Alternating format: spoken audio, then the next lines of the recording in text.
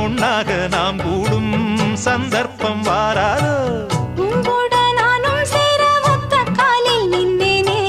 சென்னாரை கூட்டத்தோடு செய்தி ஒண்ணு சொன்னேனே கண்ணாலம் காட்சிய